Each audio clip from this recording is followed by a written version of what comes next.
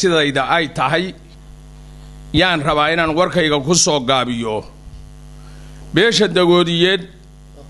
dad taran iyo tayale weeye oo laga yaqaano dalka Soomaaliya, Itoobiya iyo Kenya dhabtii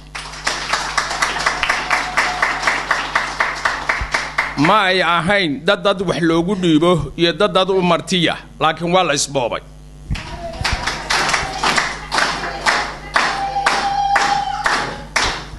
waxaad ogtihiin odayaashii 135 ahaa nin Dagoodiyuhu inuu ku jiray oo oday ahaan loo soo xareeyay ha ahaatee oday la soo xareeyay oo aan xildhibaan lahayn adduunka xagee lagu arka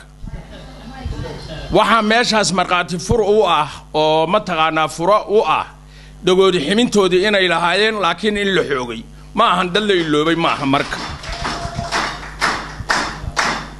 waxaan u sheegaynaa ummadda Soomaaliyeed iyo waxgaradka iyo dawladda horta nin la dhacay xaqiisii baa maqan asagu ma ceebaysna waxa ceebaysan kii dhacay iyo kii wax qaybiyay oo sidaas kartay ceebtu kaasay saaranta kaalingelin buuxda ayaan ka dhiibaynaa maadaama odayaashii aan nahay arrintaas dhacday oo horay u dhacday ilaahayna waxaan ka rajaynaynaa inaysan mar damba dhicin dawladda iyo waxgaradka Soomaaliyeed ee arrintaasi qusayso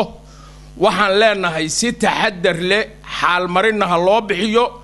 xibnihii Dagoodi u lahaana baarlamaanka looga dhex jeedo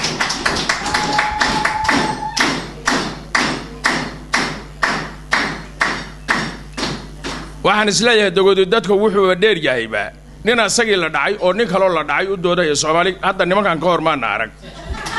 nin wixii la dhacay oo la anigu kaligay waxayga mar rabe ee Soomaali oo dhan cadaalad loo sameeyo